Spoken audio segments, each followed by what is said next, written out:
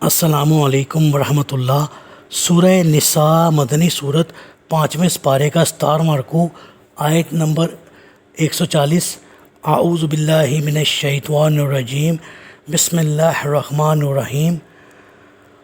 وَقَدْ نَزَّلَ عَلَيْكُمْ فِي الْكِتَابِ أَنْ إِذَا سَمِعْتُمْ آيَاتِ اللَّهِ يُكْفَرُ بِهَا وَيُسْتَهْزَأُ بِهَا فَلَا تَقْعُدُوا مَعَهُمْ حَتَّى يَخُوضُوا فِي حَدِيثٍ غَيْرِهِ إِنَّكُمْ إِذًا مِثْلُهُمْ إِنَّ اللَّهَ جَامِعُ الْمُنَافِقِينَ وَالْكَافِرِينَ فِي جَهَنَّمَ جَمِيعًا۔ اللہ تعالیٰ اپنی کتاب میں یہ حکم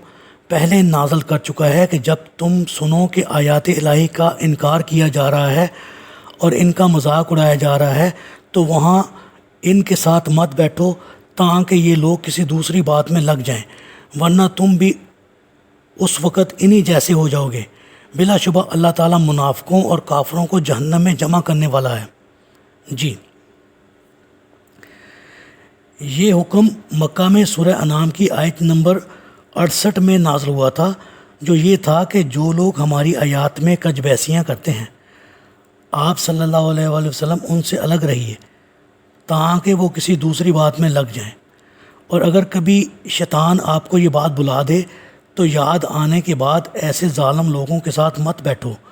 یعنی جو لوگ ایسی مجالس میں بیٹھیں جہاں علانیہ اللہ تعالیٰ کی آیات کی تضحیق اور مذاق کیا جا رہا ہو یا سرے سے انکار ہی کیا جا رہا ہو، اور وہ ایسی باتیں ٹھنڈے دل سے سن کر وہیں بیٹھے رہیں اور ان کی غیرت ایمانی کو ذرا بھی حرکت نہ ہو، تو ان میں اور ان کافروں میں کوئی فرق نہیں رہتا۔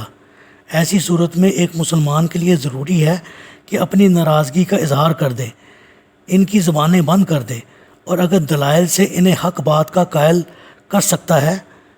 تو ضرور کرے، اور اگر یہ دونوں کام نہیں کر سکتا تو کم از کم خود وہاں سے اٹھ کر چلا جائے۔ چنانچہ آپ صلی اللہ علیہ وآلہ وسلم نے فرمایا، تم میں سے جو شخص کوئی برا کام ہوتا دیکھے تو اسے چاہیے کہ بزور بازو اسے مٹا دے، اور اگر وہ ایسا نہیں کر سکتا تو زبان سے ہی منع کر دے،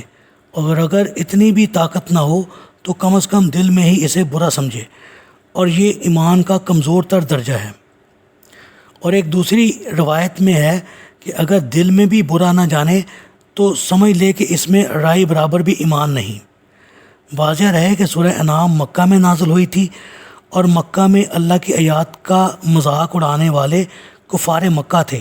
اور یہ سورہ نساء مدینہ میں نازل ہوئی، یہاں اللہ کی آیات کا مذاق اڑانے والے یہود مدینہ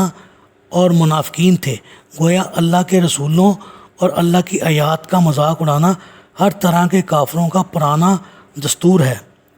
اللہ تعالیٰ سے دعا ہے اللہ تعالیٰ ہمیں قرآن کو پڑھنے، سمجھنے اور اس پر عمل کرنے کی توفیق عطا فرمائے، اور ہمارا خاتمہ ایمان پر فرمائے، آمین۔